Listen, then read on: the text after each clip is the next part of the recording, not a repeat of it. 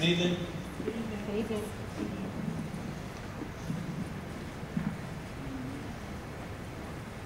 I want to thank Patricia Bryant. Started this preschool year. You had some extra people out by the buses. It was very helpful. Thank you. So, a few weeks ago, I approached my children's schools, and I had a handout. I meant to bring it tonight, but I forgot, so I can email it to you, that I asked to be placed in the children's backpacks. The handout was not from the school, and asked parents if they would like to be part of a parent email list. You see, that's the start of building community. If you don't know the other people in your child's class, then how can you have a relationship? How can you build community? A simple parent email group enables parents to get their children together outside of school. It enables classroom needs to be expressed and organized. It enables relationships to form. Within 2 days, I received 15 of 19 handouts back from one child's classroom. For the other child, I waited about a week, and then I received a phone call. I was told that the handout couldn't go in the children's backpacks. One child attends a public district school, and the other attends a public charter school. Can you guess which one made it easy for the parents to form relationships and begin building community? It wasn't the district school. The principal from the district school couldn't make the decision as to whether or not he should allow the letter to be placed in the backpacks on his own. He had to contact an associate superintendent, he had to contact legal even. I'm disappointed that the letter can't go out to the parents, but it didn't surprise me. As a parent who has tried to be involved, I can tell you that the district's red tape and principal's lack of authority make it rather difficult. So I'm going to give you some examples. A few years back, I was the ambassador for PS3. I had a lot of things I wanted to do, and I was excited for the opportunity.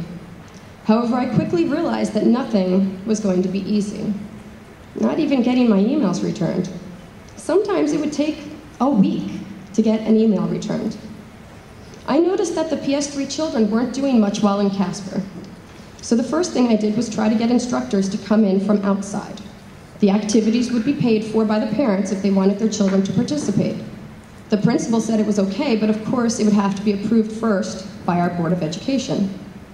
I tried to have a meeting, or even just a conference call, between Mr. Rivas, Kathy Marcella, and Principal Vega to work out the details. A few weeks of email went by, and when I was finally told by Mr. Rivas that I can't call the meeting, the principal would have to call the meeting. Absurd? Yes. Frustrating? Yes. And in the end, the Board of Ed wouldn't approve the permits for us to use the space. So later that school year, I was able to get our Parks and Recs department to generously come in for the spring semester and have activities for the younger and the older kids.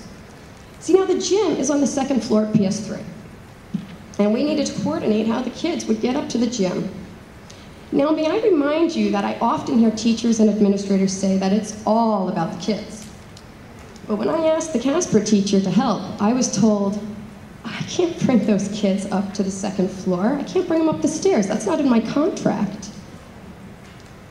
Frustrating? Yes. In another instance, I had a group of parents that wanted a meeting with Sue Solidor to discuss the lunch choices we had been seeing in the cafeteria. I called Sue, and she was very taken aback that I would do so. In fact, angry. In the end, I had to go through Principal Vega. I had to have her take time out of her day to arrange the meeting, even though I could have done it for her. More red tape. I started a parents' message board at PS3, and at one point I redirected a question from a parent to our vice principal. It was a fairly straightforward question, logistics or something. I then emailed the vice principal and pointed out that I had redirected a question to him in case he hadn't noticed. Again, no response. A few weeks later, he was in the office, and with other parents around me, I asked if he'd seen the question. His response, which I will never forget, he said, "Oh yes, I've seen it, but if I answer it, people will ask me more questions." Let's see. What else? We had a PTA president at the time that was running the meetings particularly totalitarian style. So I began to ask questions. Are there bylaws I can read? Is there a treasurer's report? Well, months went by, and I asked more questions. I simply got more excuses as to why I couldn't see these things. Thank you. We have to, your time is up. We have to move on. Well, I have a short more. Would you like to hear? Because I think this kind of clarifies a lot of stuff. We have to move on, sorry. Any comments by board members at this time? Mr. Waterman. Excuse me, I just want to say one thing. A lot of the issues that Ms. Kristen Green has raised relate to personnel, which school employees have rights. We cannot discuss any of most of the matters raised by her. Thank you, Ms. Hack. Mr. Waterman?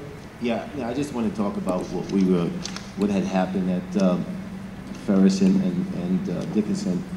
You know, there's a ton